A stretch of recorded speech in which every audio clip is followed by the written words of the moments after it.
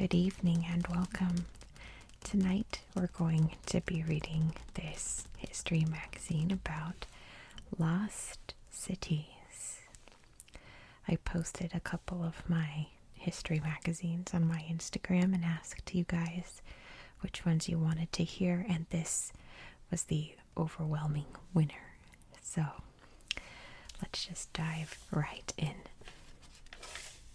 Lost cities. Look at this picture. How exciting to climb up that and explore.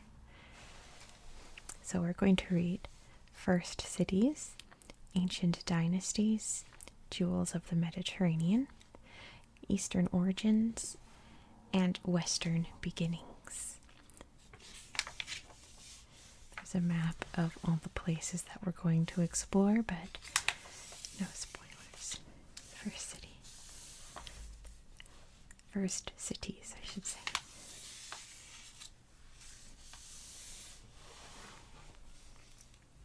Here we go. The world's first cities, bearing such storage names as Ur, Nineveh, and Babylon, rose and fell thousands of years ago. Their crumbled temples and palaces bear witness to gods and rulers lost to time. Yet their inhabitants' everyday concerns would be familiar to us today. The world's first writers praised their kings, but also wondered, what will I cook for dinner tonight? Did I get overcharged at the market? Why did you fire me? Starting off in Uruk. In the 4th millennium BCE, the development of agriculture and irrigation fed a growing population in Sumer, an early Mesopotamian civilization based in the rich valleys of the Tigris and Euphrates rivers in modern Iraq. Many migrated to growing cities, where they plied specialized trades as craftspeople, managers, and priests. One of the first of these great urban centers was Uruk, founded on a branch of the Euphrates. At its height, around the beginning of the 3rd millennium BCE, Uruk was Sumer's chief city. That's what it looks like now. A walled settlement holding some 40,000 people. Several incarnations of the city were built over the years, one atop the other, and much remains to be uncovered. Since the mid-19th century, archaeologists have concentrated their attention on 2 sacred precincts dedicated to Anu, Sumerian god of the sky, and Inanna, Sumerian goddess of fertility and war. In these districts, some temples took the form of ziggurats, massive stepped towers built of brick. At the temple's peak, priests made offerings to the temple's god. A temple to Inanna held some major finds. One was the Mask of Worka, a serene marble visage that may represent Inanna, and is one of the earliest realistic depictions of a human face. Archaeologists also discovered a treasure trove of clay tablets inscribed with sharp-edged shapes and symbols. It was the world's first known system of writing, called cuneiform, because of the wedge-shaped imprints from which it's formed. In thousands of clay tablets, Sumer's priests and scribes recorded prayers, correspondence, and complaints. Many of them report on the routine business of any large bureaucracy. Some record comments, proverbs, and casual insults. I am a lady who wears large garments. Let me cut my loincloth. When you carry the cooking pot, watch out for your feet. He is the stench of a mongoose, a smitten man who makes himself important. Uruk's great structures could not have been built without years of heavy labor by thousands of workers. Their names and much about their lives and Sumerian daily existence remain unknown. As a Sumerian proverb put it, the lives of the poor do not survive their deaths. Moving on to Ur, which this is the partially reconstructed ziggurat of Ur today. As Uruk's power began to fade in the late 3rd millennium BCE, another ancient Mesopotamian city gained influence. Ur, or present-day Tel Mukayyar in Iraq, south of Uruk, on a now vanished branch of the Euphrates, was founded sometime in the 4th millennium BCE. By 2000 BCE, It was a prosperous Sumerian port, home to roughly 60,000 people. Its markets pulled in trade from the Mediterranean, the Persian Gulf, and India. Conquerors came and went in Sumer, but at its peak, Ur was the seat of empire, home to rulers and powerful priests. As the centuries rolled on, Ur faded and was remembered chiefly as Ur of the Chaldees, birthplace of the biblical patriarch Abraham. Beginning in the 19th century, archaeologists started to excavate the ancient city, leading to a series of dramatic discoveries by the English scholar Leonard Woolley. Dominating the site was a mountainous ziggurat, a temple erected by Sumerian ruler Ur-Nammu. 3 staircases rose part way up the steep, stepped mud brick mass, and one climbed from the temple's lower terraces to its peak. There it met a shrine to the moon goddess Nana, Ur's patron deity. Lifting your head in your goodness, greatness, and majesty, majestically you extend your arm in order to determine destinies, declaimed one Sumerian hymn to Nana. Great An, sky god, has liberally bestowed on you your kingship over heaven and earth. Royal burials. Excavating the ground around the ziggurat, Woolley began to unearth a horde of thrilling objects. Hundreds of buried tombs, dating to an era before the ziggurat was built, yielded spectacular artifacts.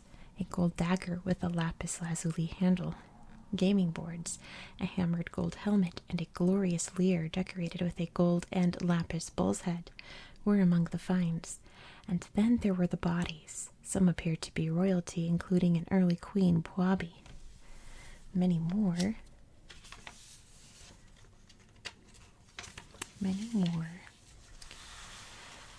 arranged neatly with their musical instruments, carriages, and weapons were servants, warriors, and others who were sacrificed and buried with their overlords.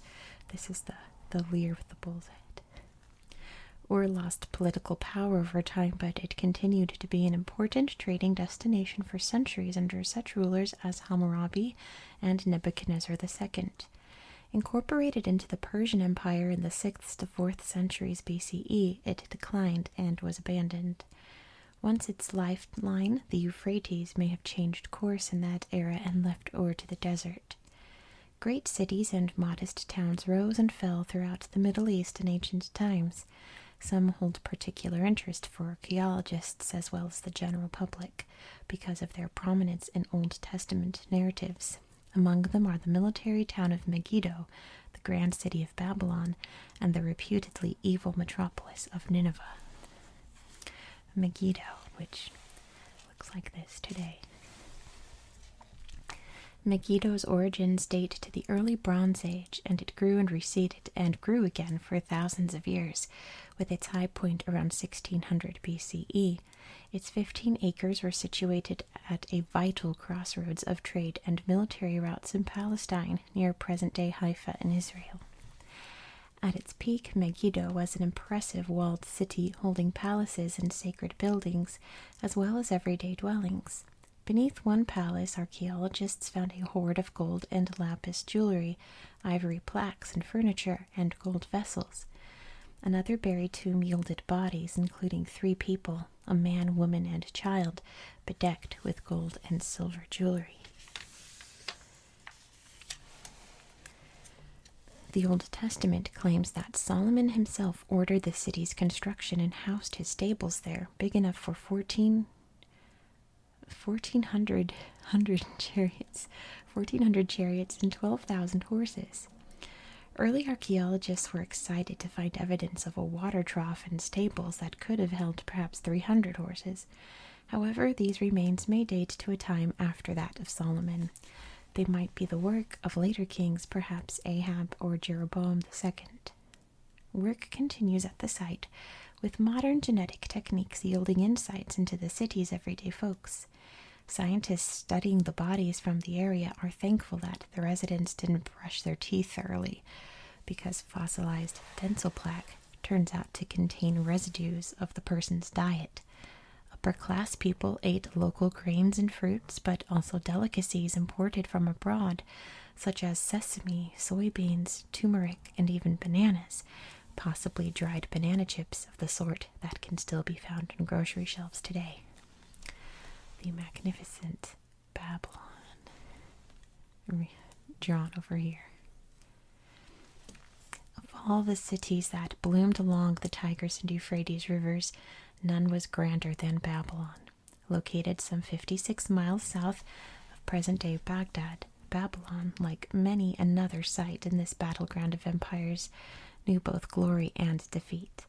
Under Amorite king Hammurabi, the lawgiver, Babylon flowered early in the 2nd millennium BCE before falling to Hittite invaders in 1595 BCE. By the late 7th century BCE, it was once again the dominant city-state of the region under the ruler Nebuchadnezzar II. A successful military leader, Nebuchadnezzar was also a vigorous builder. During his 40-plus year reign, Babylon's walled city spread over more than 3 square miles. Framing one entrance to the city was the spectacular Ishtar Gate, more than 38 feet. Its blue and gold glazed tiles. Oh, here it is. Here's the Ishtar Gate, preserved in a museum. It's blue and gold tiles. What was it? Its blue and gold tiles featured a symmetrical array of fantastic creatures. As the king himself stated on a plaque on the gate, I placed wild bulls and ferocious dragons in the gateways and thus adorned them with luxurious splendor so that people might gaze on them in wonder. Let me look at it again. I want to see it. Bulls and dragons. I like that. Okay, slide this over. Leading away from the gate was a straight processional way, which led past temples and Nebuchadnezzar's palace. One of the temples, the Etemenanki, may have given rise to the biblical story of the Tower of Babel. It was a vast ziggurat. Greek historian Herodotus, who might have visited the city during the next regime, described it as a solid tower, 583 feet in length and in width, and upon this tower stands another tower, and another upon that, and so on, rising to a height of 8 towers. The temple complex was devoted to several gods, particularly to Marduk, the city's patron deity. Herodotus wrote that in his day, these priests claim, though it sounds incredible to me, that the god himself visits the temple and sleeps on the bed. Within a generation of Nebuchadnezzar II's death, Babylon fell to the Persian conqueror Cyrus the Great. The city retained its grandeur, through the days of Alexander the Great, who planned to make Babylon his capital but died there instead in 323 BCE. Nineveh. Of the famed Hanging Gardens of Babylon, one of the 7 wonders of the ancient world, Babylon yields no archaeological trace. Scholars believe they might have adorned Nineveh instead. Overlooking this grand city of ancient Assyria are the remains of a royal green space nurtured by an ingenious system of waterways. In its heyday, around 700 BCE, Nineveh was a feast for the senses.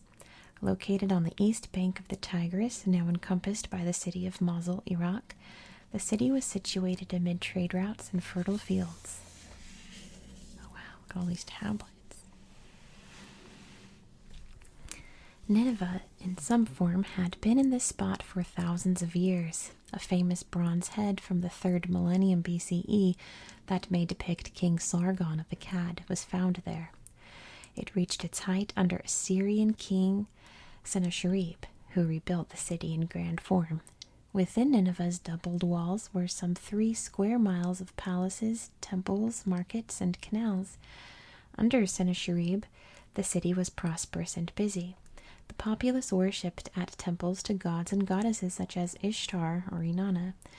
Merchants and craftspeople sold cloth, bronzework, and spices and wines from abroad, while taverns provided locally made fig beer. Royalty hunted lions from their chariots in game parks outside of the city. A later ruler, Ashurbanipal, added intellectual heft to Nineveh by establishing a library of roughly 30,000 tablets and boards, legal documents, myths, histories and tales, including the Epic of Gilgamesh. Readers of the Bible know Nineveh as a city of sin. In the book of Nahum, it is called the city of blood, full of lies, full of plunder, never without victims. It was likely no more sinful than the next ancient metropolis, but the Assyrians did wreak havoc on their enemies at times. They in turn were brought down when Babylonians, Medes, and Scythians sacked and burned the city in 612 BCE. Persepolis, which, check it out today, that archaeological recovery excavation has been remarkable. By the time Nineveh fell, younger cultures of the classical world were beginning to overwhelm the sun-baked cities of ancient Mesopotamia. In what is now southern Iran, Persian rulers built Persepolis, one of the great cities of their vast empire, starting in about 513 BCE. It arose on a high plain at the foot of Kuiramat, the Mountain of Mercy. Reflecting the Persian openness to many religions and influences, Persepolis blessed aspects of Mesopotamian, Greek, and Persian design to impressive effect. Persepolis was built primarily under Emperor Darius I and his descendants Xerxes I and Artaxerxes II in the 6th and 5th centuries BCE, with a stately audience hall but few kitchens and toilets. Its central buildings served more as a ceremonial center than as homes and were probably used mainly in the spring. When in residence, however, the emperors lived well, with a staff of cooks, musicians, perfumers, and in some cases reputedly hundreds of concubines in their palaces. Wide staircases led to the city's audience hall. The tall Gate of All Nations, flanked by carvings of enormous bulls, opened up to courtyards and halls. Carved reliefs depict scenes of animals and of visiting officials bearing offerings. You can see right here. On one wall is Darius's inscription, "God protect this country from foe, famine, and falsehood." Foes held off until 330 BCE, when Alexander the Great sacked the city, taking revenge for Xerxes I's pillage of Athens 150 years earlier. Ancient dynasties. And here's a Meroe pyramid.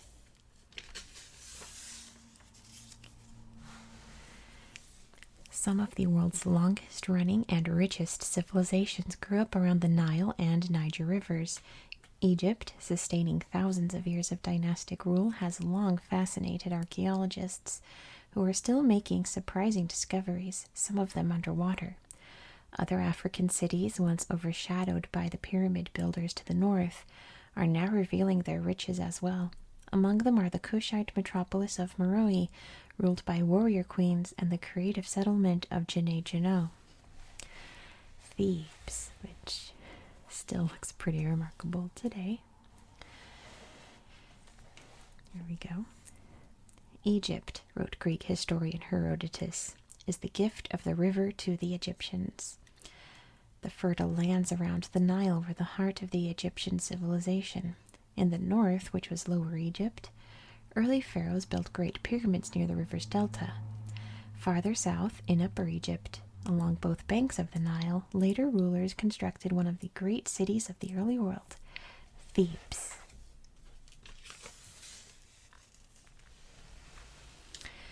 Originally known as Wasif or Wasit, Thebes served as Egypt's capital off and on from about 2035 BCE in the 11th dynasty to about 660 BCE.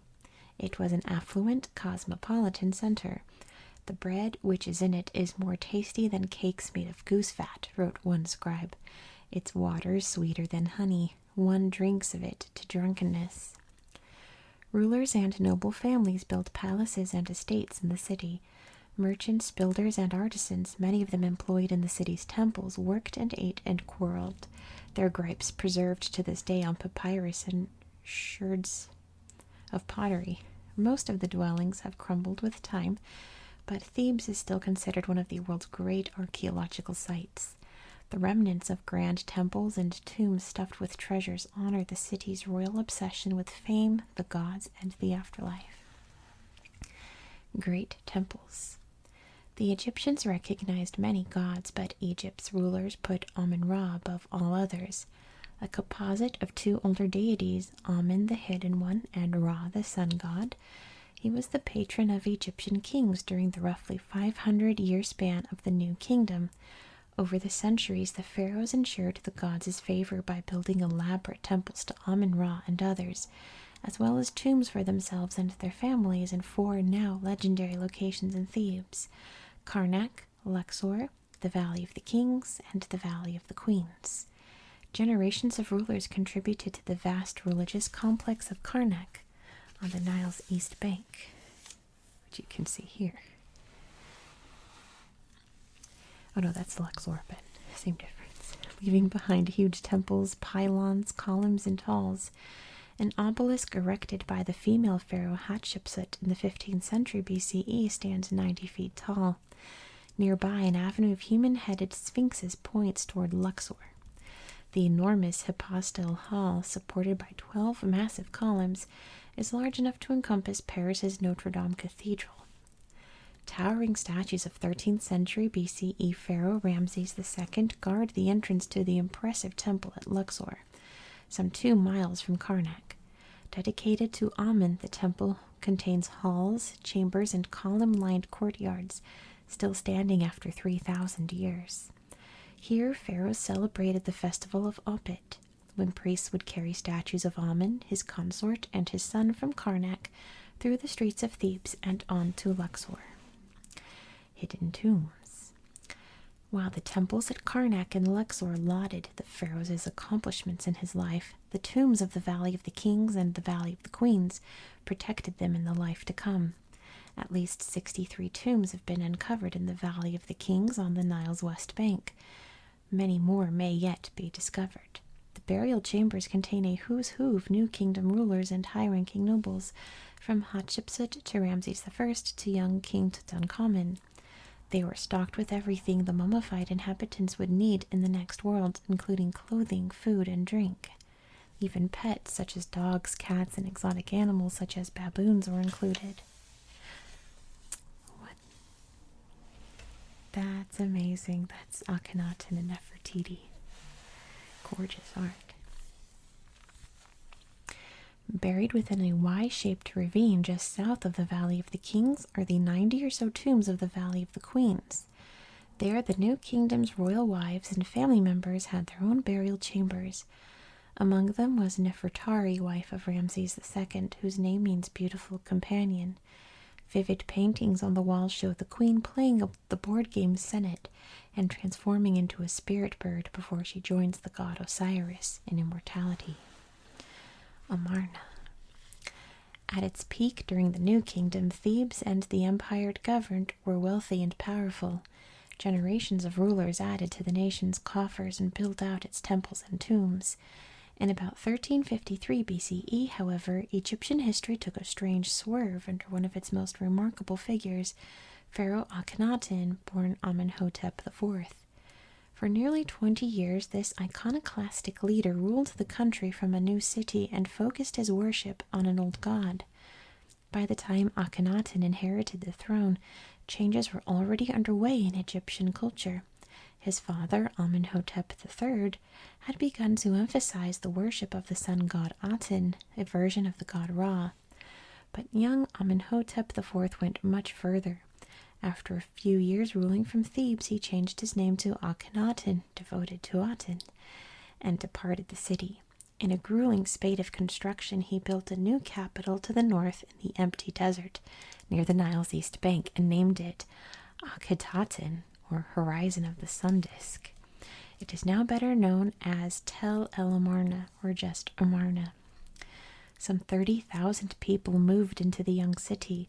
The most important structures lined the royal road, with the palace and villas of the wealthy nearby and workers' more modest dwellings farther out. In the city center was the great Aten Temple, open to the sun and featuring a courtyard that held at least 900 offering tables, probably laden with food in Akhenaten's day. Art throughout the city depicted the pharaoh, his beautiful wife Nefertiti, and their daughters demonstrates a surprising new style, far from the stiff, ritualized postures of earlier art. I think it's describing this. Portraits during Akhenaten's era depict people in relaxed and intimate poses. Human figures are pot-bellied and elongated, sometimes to an exaggerated degree. Scholars aren't sure if this was mere artistic license or a stylized version of the royal family's true features. City of Aten. Perhaps the most striking difference between Amarna and Thebes was the new city's focus on the god Aten. A few years into his reign, Akhenaten began to have other gods' names chiseled out of their places in Egypt's temples. Inscribed on tomb walls was the hymn to Aten. You alone, shining in your form of living Aten, rising or risen, radiant, distant, near, you are in my heart, there is no other who knows you. Radiant as Akhenaten's life may have been, existence was apparently otherwise for many of his subjects. Archaeologists studying the skeletons of common people from the city's burial grounds find that most died before the age of 35, and many before 15. Bodies exhibit signs of malnutrition and spinal damage. The hasty construction of the city in the desert seems to have driven its workers into an early grave.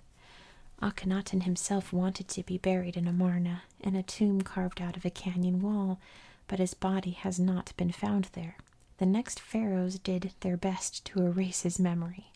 Amarna was abandoned, statues of Akhenaten and Nefertiti were destroyed, and the pharaoh's name was omitted from official lists of rulers. The desert sands blew over the crumbling ruins of Amarna, which is now a major archaeological site. As you can see here, this is the North Palace. Thonis Heraclion. Egypt's power gradually faded in the centuries after Akhenaten's rule. From the 7th century BCE onward, Assyrian, Persian, and then Macedonian armies invaded. Eventually, a Macedonian dynasty, which came to include Cleopatra VII, ruled the country. The land continued to be a vital center of trade and culture, a fact underscored by the recent discovery of a truly lost city, Thonis Heraclion. I hope I'm saying that right. Known as Thonis to the Egyptians and Heraclion to the Greeks, this port at the mouth of the Nile, not far from Alexandria, was familiar to the ancients. Herodotus claims that Helen of Troy and her lover Paris washed up there after they fled Sparta. Yet in modern times, no trace of the city was visible along those shores. In 2000, archaeologist Frank Godillo found out why. The entire city had sunk beneath the waters of the Mediterranean by the 8th century CE. Searching some 4 miles from today's coastline in Abu Qir Bay, under 33 feet of water, Godillo's team found the remains of a temple to Amen and a system of canals that would have interlaced the city. More than 70 sunken ships and hundreds of anchors revealed Thonis Heraclion as a bustling port. Underwater discoveries included figures of sphinxes and rulers, rings, coins, and a huge red granite statue of the Egyptian god Hapi, a symbol of abundance. A statue of an early Cleopatra III, dressed as the goddess Isis, stood buried in the seafloor. How did this vibrant city become Egypt's Atlantis, vanished beneath the waves? Investigators believe a combination of earthquakes, accompanying tidal waves, and soft liquefying soil led Thonis Heraclion to sink under its own weight. Meroe. Even as Assyrians, Egyptians, Greeks, and Romans vied for power near the Mediterranean, the lesser-known but powerful kingdom of Kush extended its sway from along the southern reaches of the Nile north into Egypt. Following their rule of Egypt's 25th dynasty and defeat at the hands of the Assyrians, Kushite leaders established a capital city at Meroe in the 6th century BCE. Surrounded by fertile land and located amid African trading routes in what is now Sudan, the city supported a metalworking industry that produced beautifully shaped gold pieces. Kushite culture blended Egyptian and other African influences. In some temples, carvings depict important Egyptian gods and goddesses, such as Amen and Isis. In others, they portray lion-headed Apedemak, a Kushite war god often featured with a bow and arrow. Egyptian heritage shows up most strikingly in Meroe's 200-plus steep pyramids and tombs, found in the city's two main burial grounds. Here, kings, queens, and nobles were interred, sometimes accompanied by the bodies of sacrificed animals and servants. Kush was famous for its strong female rulers. Known as Candaces, these queens and queen mothers were not averse to taking arms. Greek historian Strabo refers to Queen Amanirenas, referring to her mistakenly as Queen Candace, who battled the Romans in the 1st century BCE as a masculine sort of woman and blind in one eye. Queen Amanitore, who ruled early in the next century, is depicted on temple walls holding a long sword. Look at these pyramids.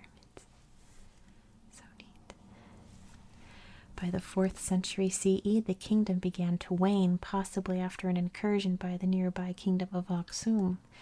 A proud part of Sudanese history, Meroe was largely forgotten by the West until the 19th and 20th centuries, when tomb robbers and then archaeologists began to unearth its riches. Tomb robbers knocked all the tops off the pyramids. I did a whole video about Meroe and the Kingdom of Kush. I think it's so cool. What is this? Alexandria. Very neat. Alexandria. Meroe largely resisted Greek and Roman incursions, but to its north, the great city of Alexandria welcomed all peaceful comers. The Mediterranean port on the edge of the Nile Delta was the most famous of the many eponymous cities founded by Alexander the Great during his travels. According to the Greek historian Plutarch, the poet Homer showed the young conqueror the site in a dream, whereupon Alexander drew up his plans himself. It was certainly an inspired location, accessible to Mediterranean trade and providing a good anchorage near the island of Pharos. The city quickly became a crossroads of learning and culture. Greek, Egyptian, and Jewish scholars mingled among Alexandria's temples of learning. The museum district included the Great Library, founded to collect, according to Aristeas, all the books in the world. It was largely destroyed by fire during wars with Rome. Some of the greatest minds of the ancient world made their home in Alexandria, including Euclid, Archimedes, and Ptolemy. It was from Alexandria that the geographer Eratosthenes first measured the dimensions of the earth. Hundreds of scholars there produced the first translation of the Old Testament from Hebrew to Greek. By the 1st century CE, Christianity also began to spread throughout the city. Alexandria flourished until the 7th century CE, when it fell to Persian and then Arab conquerors. Rather than disappearing beneath the sands in the manner of its ancient counterpart, it was swallowed up and overbuilt by modern Alexandria, now a city of more than 5 million. Much of the old city has sunk into the wet ground, and a major tsunami in the year 365, among other things, wreaked havoc. The precise locations of some of Alexandria's most famous monuments are now a mystery. They include the tomb of the city's founder. After Alexander's death in 323 BCE, his successor Ptolemy I had Alexander's body brought to the city and interred there, somewhere. More than 140 excavations have failed to uncover it, although a long-running dig in the city's old royal quarter has uncovered promising clues, including a statue of the founder. Jade. South and west of Alexandria, stretching across all of northern Africa, is the Sahara Desert. Western historians used to think that cities did not thrive below this barrier until merchants from the north set up trading routes through the desert around the 9th century CE. The discovery of the vibrant ancient city of Jade in modern-day Mali proved them wrong. In the 1970s, aerial photography revealed the remains of a mounded settlement and fertile lands near the Niger River. On this site, archaeologists Susan and Roderick McIntosh uncovered what was once a crowded community dating to around 250 BCE, making it one of the oldest cities found in sub-Saharan Africa. The inhabitants farmed rice, sorghum, and other cereals, crafted iron, copper, and bronze ornaments, and shaped fine pottery and expressive terracotta sculptures. Hundreds of little clay animals found there may have been crafted as toys to keep children amused. Janae hummed along for almost 1,000 years. Perhaps 7,000 to 13,000 people lived in its mud brick dwellings, and probably traded with towns clustered nearby. Its tightly woven layout, lacking palaces or other grand structures, suggests that the city's inhabitants were relatively egalitarian. In the 11th and 12th centuries, Janae started to decline, possibly as other cities, newly Islamic, began to boom and draw away the population. Today, Janae and its neighboring cities are a UNESCO World Heritage Site. Look at this really neat terracotta figure. Wow. Jewels of the Mediterranean.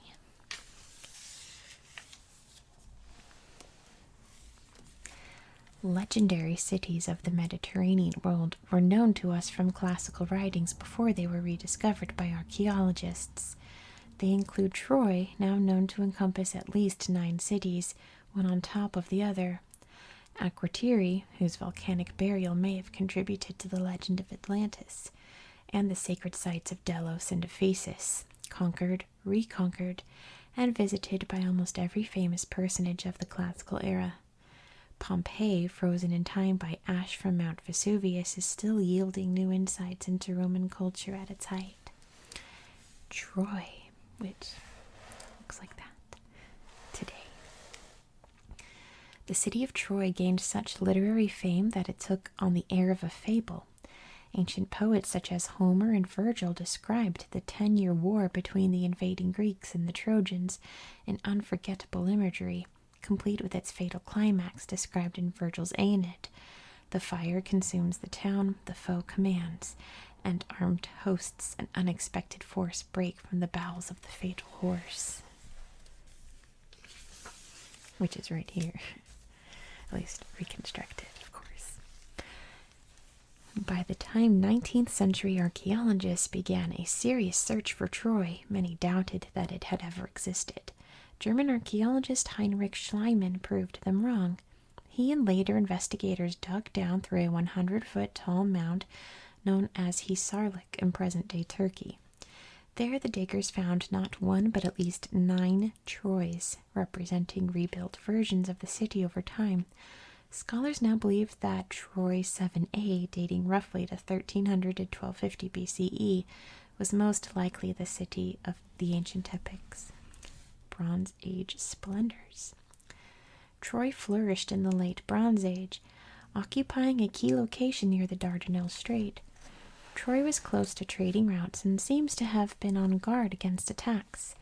Thick limestone walls enclosed the main settlement of Troy 6, with smaller buildings huddled outside, close enough that the inhabitants could take refuge if invaders approached.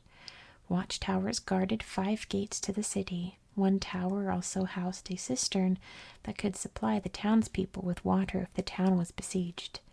The area seems to have been prosperous, with a business in textiles. In the Iliad, Trojan hero Hector is called tamer of horses, and judging by buried bones, the locals did seem to specialize in breeding horses. Although Troy 6 looked like the Troy depicted in Homer's epic, later evidence showed that it was more likely a precursor. It fell in about 1300 BCE, probably during an earthquake. The inhabitants of Troy 7a rebuilt their city with rubble from the earlier buildings, but the new Troy was hastily patched together and crowded.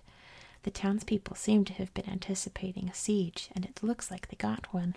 Within a generation, Troy 7a was burned to the ground. Human bones littered the streets. This, then, was most likely to be the city Agamemnon destroyed.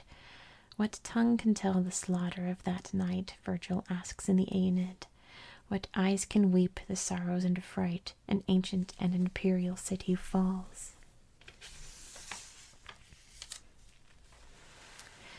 Troy was just one example of the way that towns around the Aegean and Mediterranean seas rose and fell in the Bronze Age. Seafaring traders venturing into Africa and Asia brought goods and affluence to cities all over the region. Temples, marketplaces, and comfortable villas attest to an early golden age, at least for the wealthier citizens. Akratiri. In the 17th and 16th centuries BCE, long before classical civilization arose, the Minoans dominated the Aegean.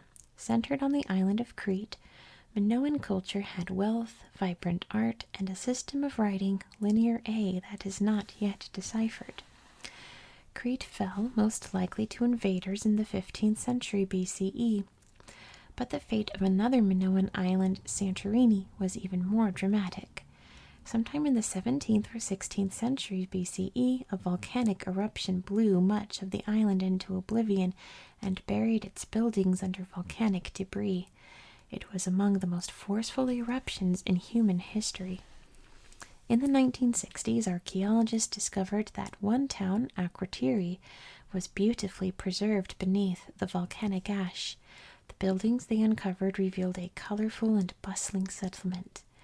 On a natural harbor at the southern end of the island, Akratiri seems to have traded with Crete, some 70 miles to the south.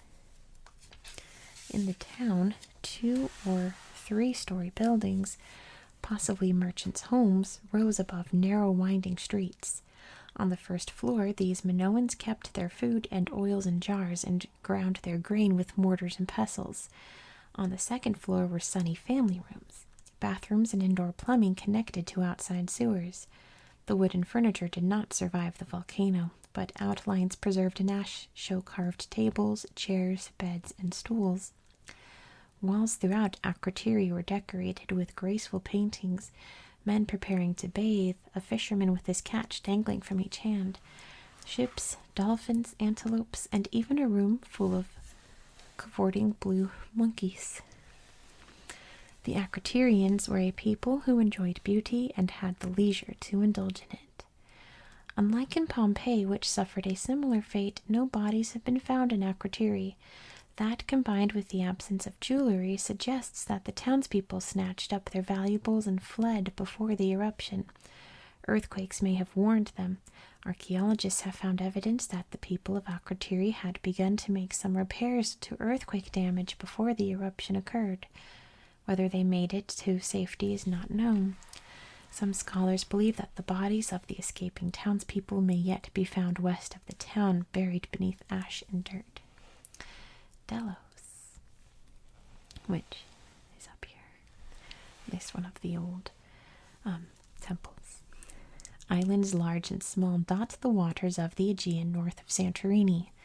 Many held active ports and communities during the Classical Age, centers for trade and targets for invaders. One of the most famous and one of the most unlikely was the island of Delos. Delos was and remains small, rocky, barren, and hot. However, as the legendary birthplace of the god Apollo and his sister Artemis, it was a major cult center. According to myth, the goddess Leto, pregnant by Zeus, took refuge from Zeus's jealous wife Hera on the tiny island. There she gave birth to the infant god and goddess 9 days apart. In the ancient hymn to Delian Apollo, Leto reminds the island of its shortcomings. Delos, if you would be willing to be the abode of my son Phoebus Apollo and make him a rich temple, for no other will touch you, as you will find, and I think you will never be rich in oxen and sheep, nor bear vintage, nor yet produce plants abundantly. But if you have the temple of far-shooting Apollo, all men will bring you hecatombs and gather here. And indeed it happened as Leto predicted. Beginning in the 6th century BCE, settlers in Delos built 3 temples to Apollo, as well as a sanctuary to Artemis. On the island, says the hymn to Delian Apollo, the long-robed Ionians gather in your honor with their children and shy wives, with boxing and dancing and song. In the 2nd century BCE, the island was declared a free port. Traders moved in from all over the Mediterranean world. Oh, wow. This is a theater on Delos. That's really beautiful. What's the next line? Builders. Builders fashioned villas for wealthy merchants and bankers.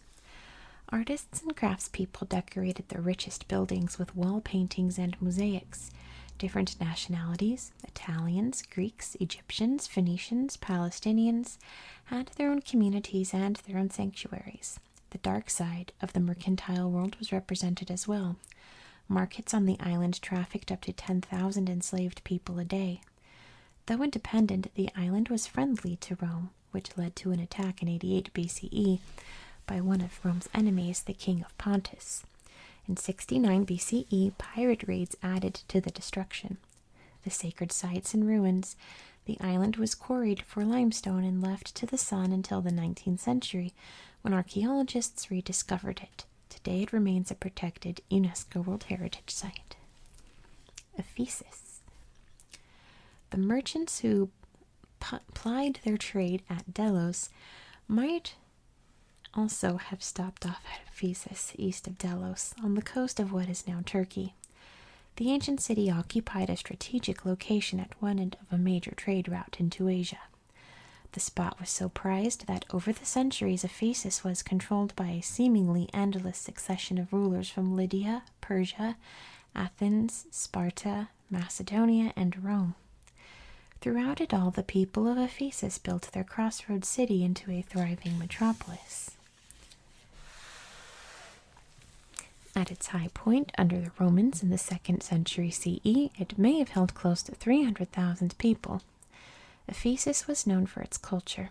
The remains of a curved, multi-tier theater still climb up one hillside.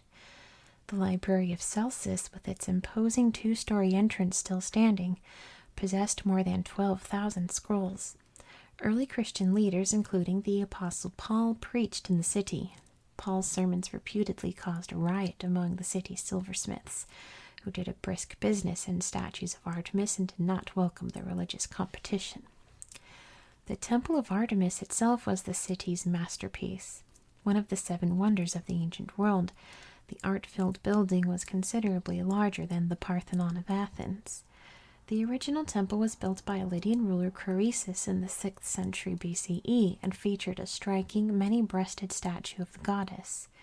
In the 4th century BCE, an aggrieved Ephesian named Herostratus snuck into the temple with oily rags and burned most of the building, as well as the statue, to the ground. Reputedly, he boasted that he did this for attention, thus giving his name to the term herostratic fame, meaning fame deliberately sought through crime. Ephesians rebuilt the temple after the fire, but invading Goths destroyed it again, along with much of the city in the year 262 CE. The Cayster River on which Ephesus sat silted up, and the city's fortunes waned until, by the 14th century, it lay deserted. Pompeii. By the time Ephesus peaked, the Roman Empire had dominated the Mediterranean world. From the Near East to Germany and North Africa, Roman colonies and Roman troops held sway. In the middle of the year 79 CE, the popular Emperor Titus was in charge. Free citizens in Pompeii, Herculaneum, and other towns near Mount Vesuvius were busy shopping, drinking, cheering on gladiatorial games or chariot races, soaking in public baths, and generally enjoying the Roman good life. In one day, it all ended. On August 24th, or some scholars say perhaps later that autumn, the volcano erupted in a gigantic blast, raining hot rocks, pumice, and ash on the nearby towns, and following up with incinerating gases. There to observe it was the author Pliny the Younger, who years later wrote, "Ashes were already falling, not as yet very thickly. I looked round. A dense black cloud was coming up behind us, spreading over the earth like a flood. 'Let us leave the road while we can still see,' I said, 'or we shall be knocked down and trampled underfoot in the dark by the crowd behind.' We had scarcely sat down to rest when darkness fell, not the dark of a moonless or cloudy night, but as if the lamp had been put out in a closed room. You could hear the shrieks of women, the wailing of infants, and the shouting of men. Some were calling their parents, others their children or their wives, trying to recognize them by their voices. People bewailed their own fate, or that of their relatives, and there were some who prayed for death in their terror of dying. Many besought the aid of the gods, but still more imagined there were no gods left, and that the universe was plunged into eternal darkness forevermore. The day after the eruption, Pompeii had gone quiet. Vesuvius had buried the town and thousands of its citizens beneath at least 19 feet of ash and pumice. They remained there until the 18th century when excavations began. Oh man, so beautiful. And uncovered a snapshot of Roman society, a portrait of a moment in time. Cafe culture.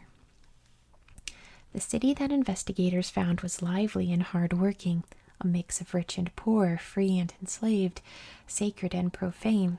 The wealthy lived in gracious villas with beautifully painted walls, the working class in cramped apartments. Pompeians loved their food and wine. The city had perhaps 200 cafes and bars serving relatively healthy meals of breads, cheeses, vegetables, and light meats. After the midday meal, residents visited the public baths to wash off the dust of the day. Theaters and gladiatorial contests kept them amused and sometimes enraged. After a riot broke out in the gladiatorial stadium in the year 59, the games were shut down for 10 years.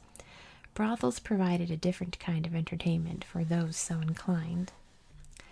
So well preserved is the city that even its graffiti remains. Pompeii's walls were covered with incised advertisements, political endorsements, for rent notices, and remarks, rude and otherwise. "Oh, innkeeper, I hope your cheating ways will catch up with you. You sell us water and drink the pure wine yourself," reads one graffito. "Oh, Epaphras, thou art bald," comments another. Burn. Even after 3 centuries of excavation, about 1/3 of ancient Pompeii is still buried and untouched. Using new archaeological techniques, scholars have much to learn from the finds already uncovered. Isn't that remarkable? Let's move on to Eastern origins. I'm going to take a quick sip of water. I've got... my thermos is really squeaky, apparently.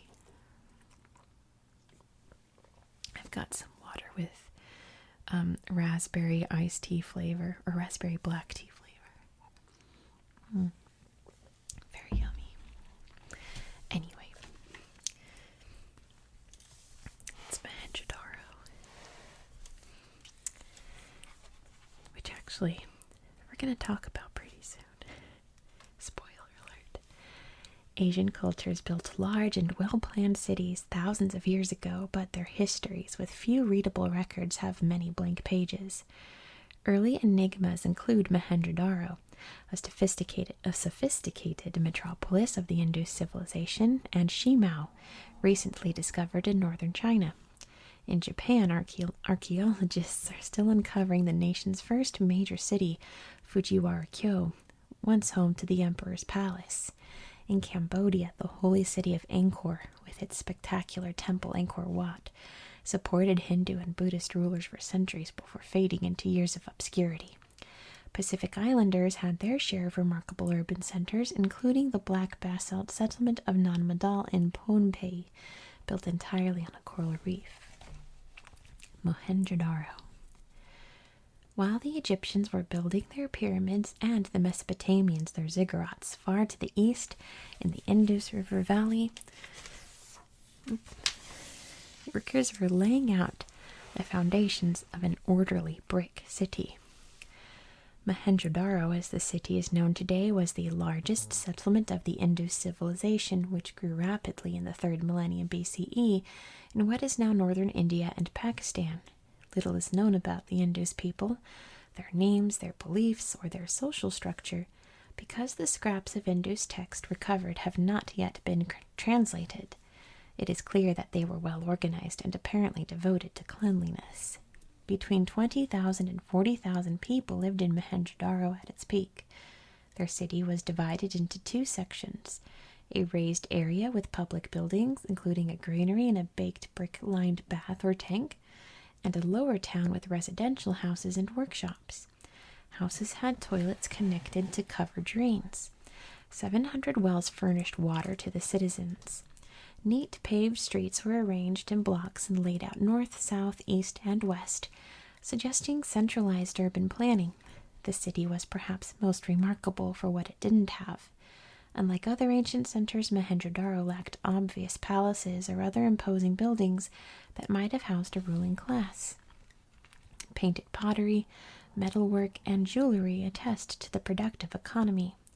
A few remaining pieces of sculpture give us a window into the city dwellers' personalities, hinting that the citizens were not the orderly drones that their regimented streets might indicate.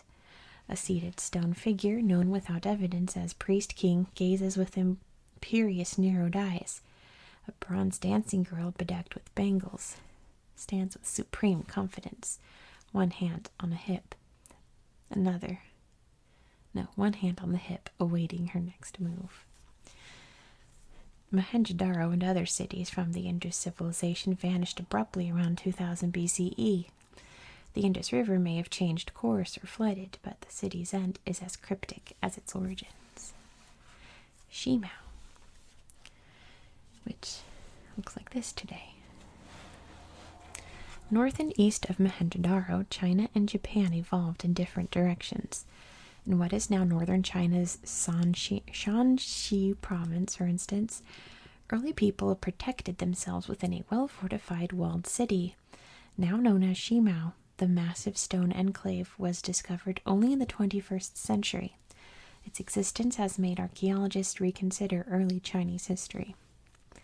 Shimao dates to 2300 BCE, 500 years before better-known settlements arose in China's central plains. At its center is a stepped, raised palatial complex with craft workshops and a reservoir. Archaeologists believe it was inhabited by members of a powerful ruling class. For all their power, they evidently feared their neighbors, because surrounding the complex are miles upon miles of walls, 8 feet thick, with defensive fortifications such as guard towers and bastions. Wooden beams reinforced them from the inside. Large quantities of arrowheads found on site imply that archers defended the city. The builders did not rely merely on stone barriers for protection. As excavators dug beneath the walls, they discovered 80 human skulls, most belonging to young girls.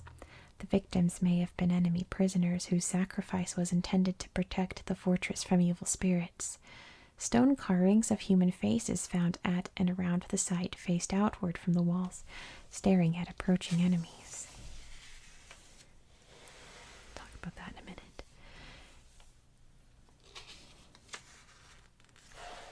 I skipped a bit. This part.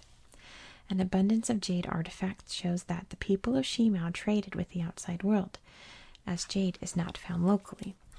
The city dwellers imported so much of the precious stone that they included its black and green shards in their walls, possibly as spiritual protection.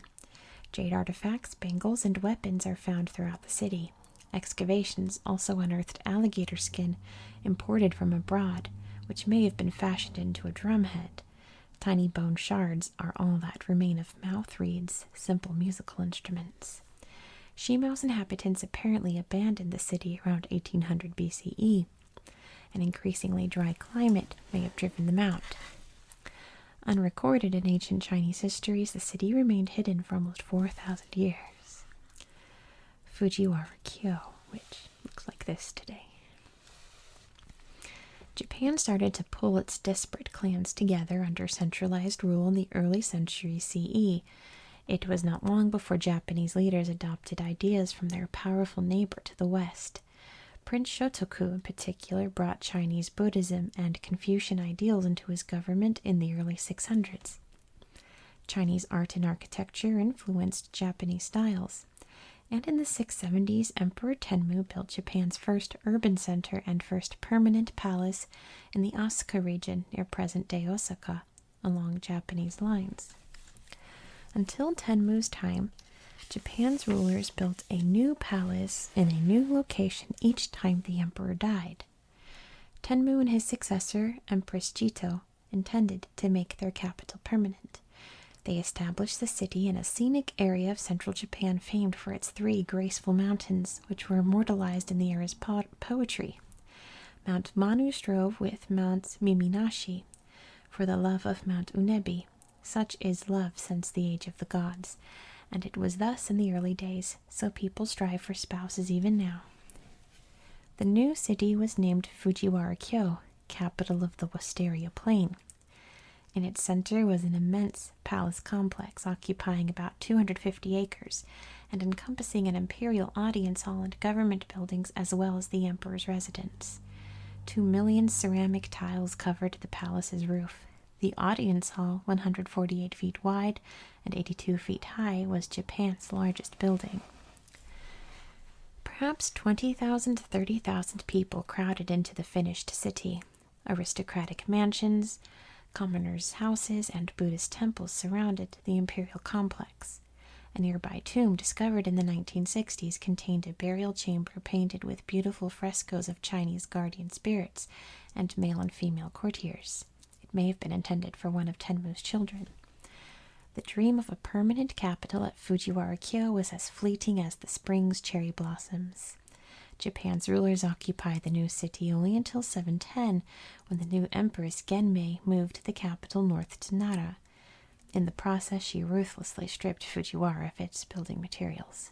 Reduced to outlines, the city subsided beneath the earth until archaeologists began to uncover it once again in the 1930s. Angkor. To the west of Japan's restless cities rose one of the great cultures of Southeast Asia. From the 9th to the 15th centuries, the Khmer Empire, centered in what is now Cambodia, dominated a territory that spread from Vietnam to Myanmar. Its capital was Angkor, a prodigious complex of temples and waterways near the Great Lake of Tonle Sap. Supporting some 750,000 people, it was the most populous city in the pre-industrial world. A succession of kings built the grand temples of Angkor to honor first Hindu and then Buddhist ideals, and to ensure their own immortality by appeasing the gods. The city encircled a temple, assembled on the region's only hill, that symbolized the sacred Hindu mountain, Mount Meru. Grandest of all the sacred areas was Angkor Wat, built by King Suryavarman II in the 12th century. Angkor Wat's temple complex, taken as a whole, is the world's largest religious structure. Its 5 lotus-shaped towers, 1, 2, 3, 4, 5, represent the 5 peaks of Mount Meru. A surrounding moat may have stood in for the ocean believed to circle the mythical mountain of the gods. Sinuous bas-reliefs within the building show scenes from Hindu sacred texts as well as portrayals of King Suryavarman II on elephant back, gazing over a crowded procession. Elephants and parasols. Such processions were not figments of artistic imagination. That's what I thought. A big old picture of Angkor Wat. Look how beautiful. What an impressive place. So it says, a 13th century visitor, Chinese diplomat Zhao Daguan, wrote about such a scene in the customs of Cambodia. When the king goes out, troops are at the head of his escort. Then come flags, banners, and music. Palace women, numbering from 300 to 500, wearing flowered cloth with flowers in their hair, hold candles in their hands and form a troop. Then come the palace women carrying lances and shields, with the king's private guards. Carts drawn by goats and horses, all in gold, come next. Ministers and princes are mounted on elephants, and in front of them one can see from afar their innumerable red umbrellas. After them come the wives and concubines of the king in palanquins, carriages, on horseback, and on elephants. They have more than 100 parasols flecked with gold. Behind them comes the sovereign, standing on an elephant, holding a sacred sword in his hand. The elephant's tusks are encased in gold. Angkor was a city of waterways. Huge reservoirs and a system of dikes and canals fed the hard-working population of builders, temple laborers, and farmers, and sustained an economy built on rice. Inscriptions at just one temple complex note that thousands of local farmers provided almost 3,000 tons of rice to that temple's residents. The entire city depended upon multiple rice crops a year to survive. This reliance on water may have spelled Angkor's doom, though no one knows for certain. Droughts in the 14th and 15th centuries, perhaps combined with the changing political scene and hostilities from nearby Siam, seem to have imperiled the enormous city. By the 16th century, it was failing. By the 19th century, when publications by European visitors made it famous in the West, it was crowded by vegetation and trapped beneath the roots of strangler figs. Today, it is a popular tourist attraction and is protected as a UNESCO World Heritage Site. Research into its rich history is ongoing. Nan Madol. Sacred cities such as Angkor were not confined to the Asian mainland. Even as elephants were parading through Cambodian streets, islanders far to the east were building their own monumental capital, Nan Madol, on the Pacific island of Pohnpei. As part of the Federated States of Micronesia, Pohnpei belongs to an independent country with diplomatic ties to the United States.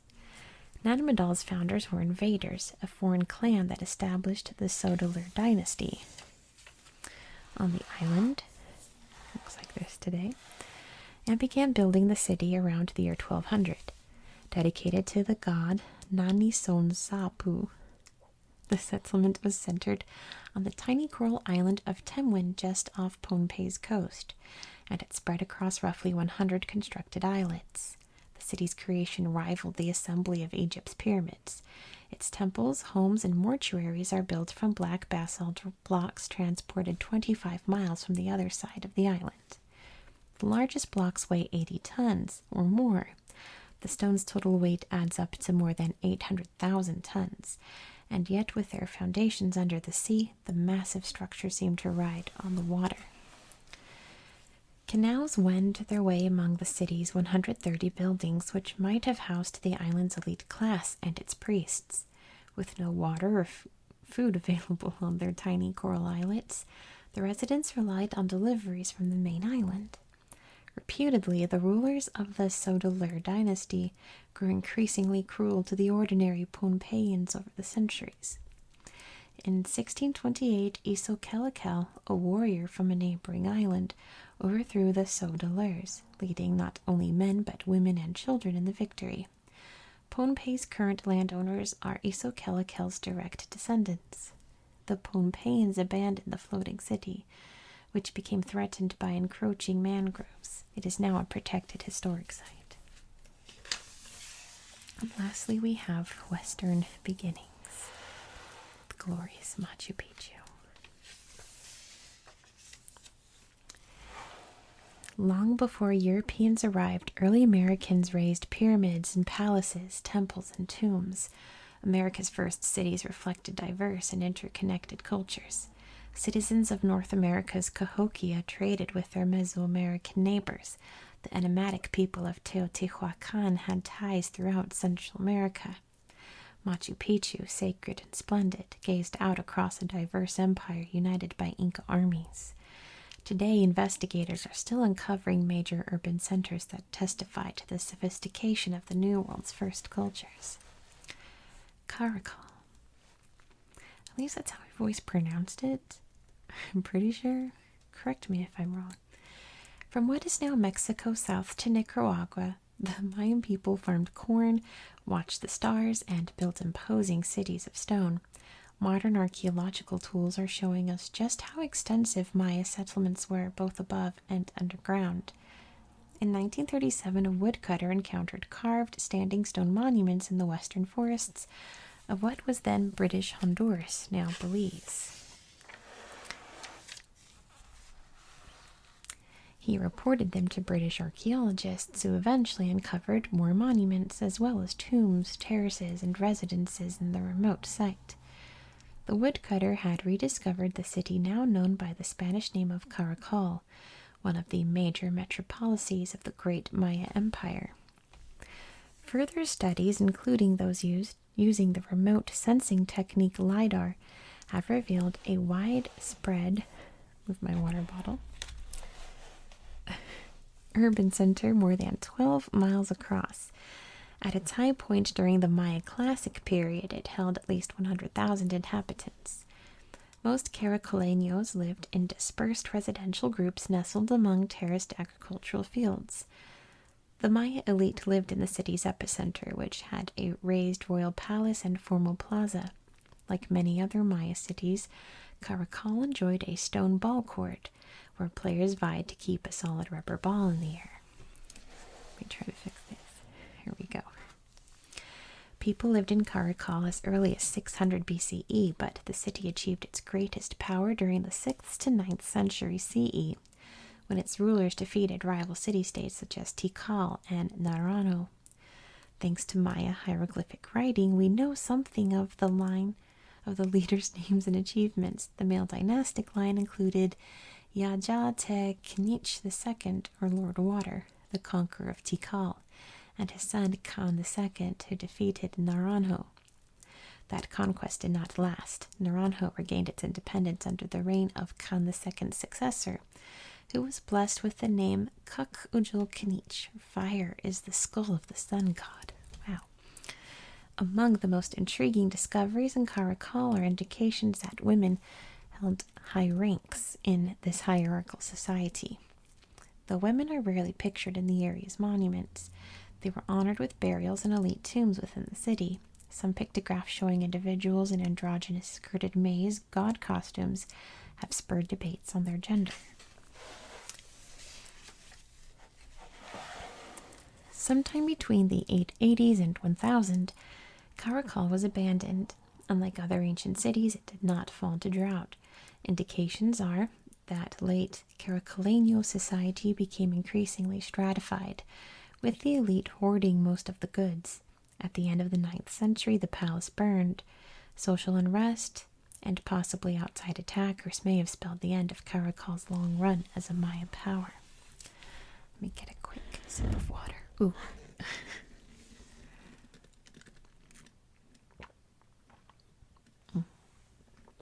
Okie dokie. Teotihuacan. While Caracal and its Maya sister cities were growing into their strength in Central America, a mysterious and equally powerful metropolis arose in the center of what is now Mexico. Between the 1st and 7th century CE, the great urban center of Teotihuacan came to house more than an estimated 100,000 inhabitants, making it one of the America's largest cities. But just who the Teotihuacanos were, where they came from, and what language they spoke are still unknown.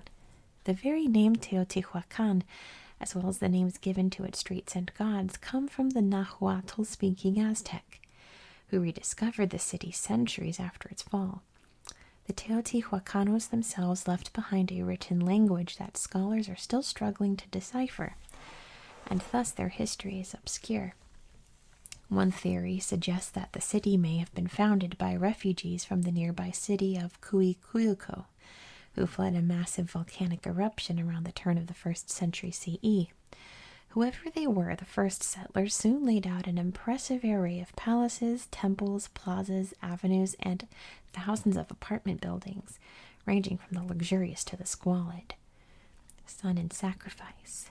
The north-south Avenue of the Dead bisects the city center. 3 of Teotihuacan's most impressive structures, the Pyramid of the Sun, the Citadel, holding the Temple of Quetzalcoatl, and the Pyramid of the Moon, flank the street. The enormous Pyramid of the Sun dominates the avenue's eastern side. Rising 216 feet above the street, it was built from volcanic rock and adobe. In the darkness underneath are a long cave and chambers filled with ritual offerings. The smaller Temple of Quetzalcoatl is named for the carved heads of the feathered serpent god that protrude from its walls. Buried there are more than 100 bodies, some of them bound skeletons in war attire. They are probably enemy prisoners sacrificed as both a dedication to the god and a warning to the regime's opponents.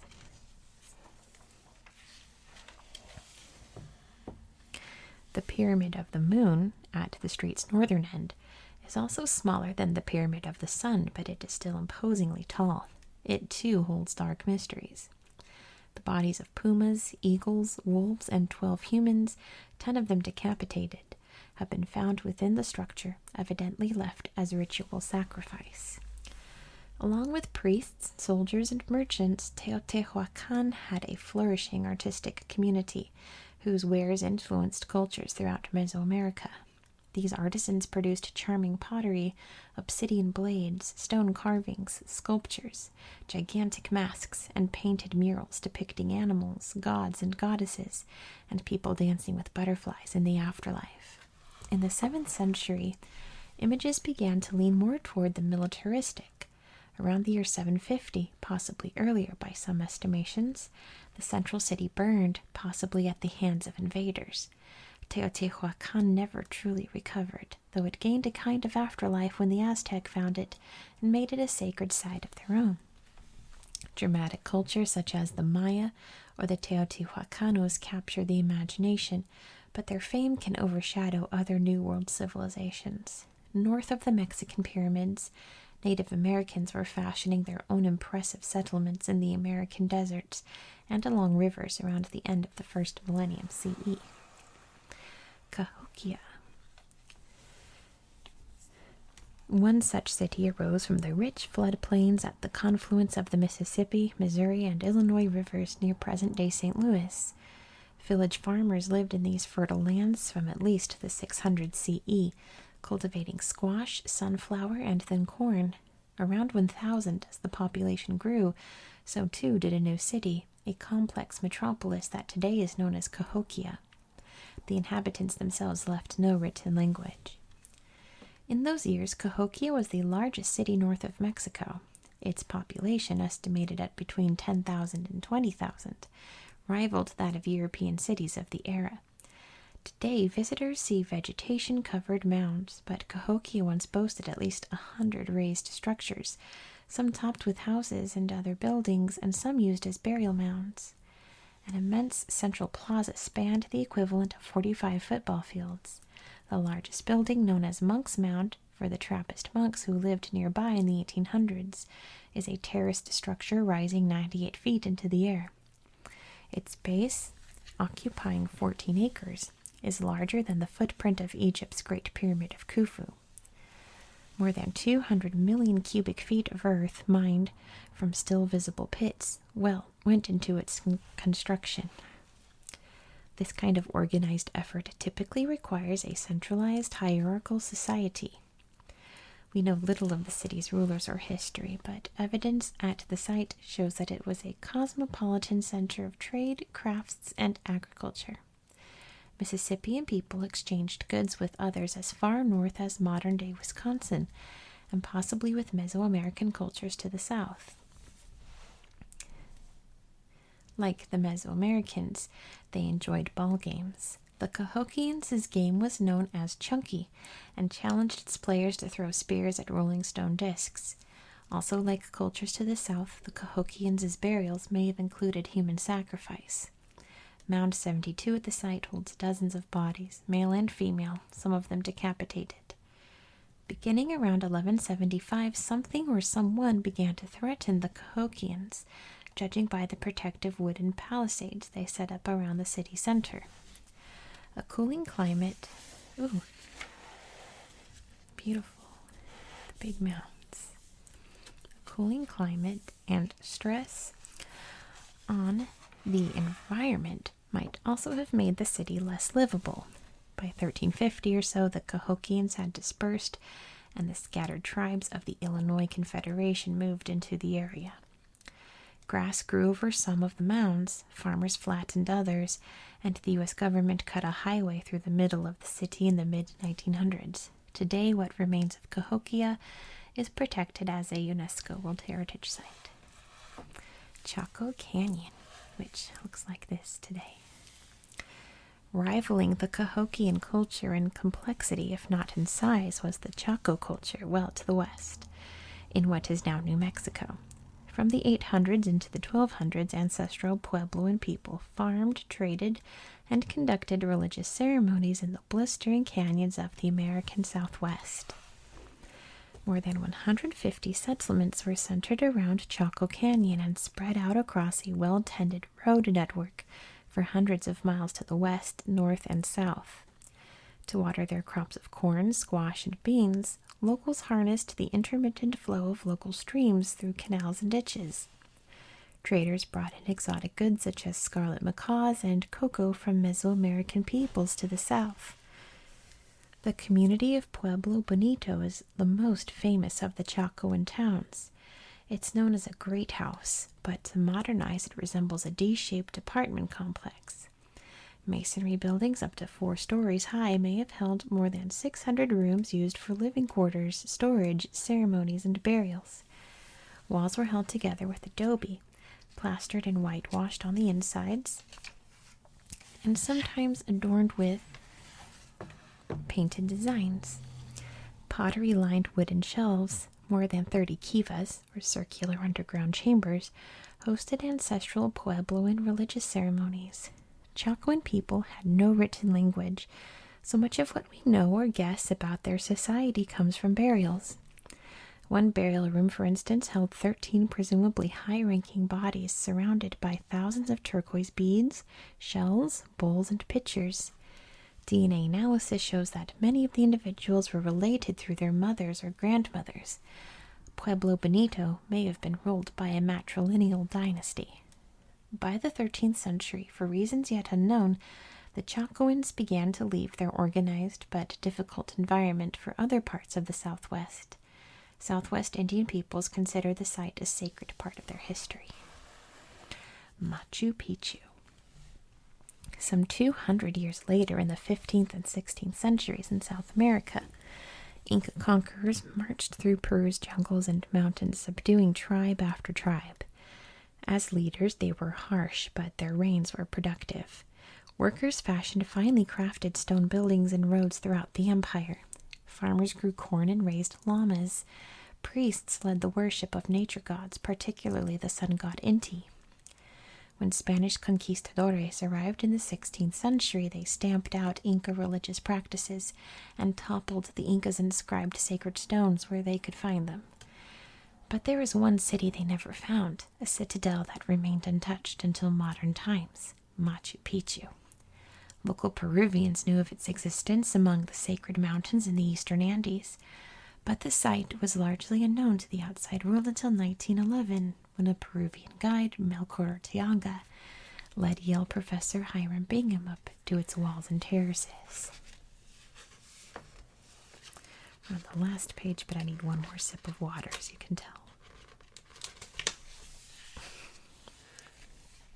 Maybe I can hold out. Sacred stones. The city Bingham saw had been largely abandoned in the early 16th century, but it was still spectacular. Laid out across sharp mountain ridges surrounded at their base by the Urubamba River, Machu Picchu stands atop a starkly beautiful landscape. Some 200 buildings, many of them evidently royal residences or temples, flank agricultural terraces. Walkways and stairways connect the sharply pitched buildings. One of the most interesting is the Temple of the Sun, which curls around a massive rock. Its windows are cut to catch the rays of the summer solstice. Other hallowed structures include the Temple of the Three Windows, with its trio of trapezoidal windows, and the principal temple, laid out on a base of enormous rocks. The Intihuatana, also known as the hitching post of the sun, a 6-foot-tall carved sundial and pillar, is one of the few sacred Inca stones left untouched because undiscovered by the Spanish. Working without iron, wheels, or draft animals, Inca builders fitted stone upon stone so finely that a knife blade cannot be inserted between their blocks.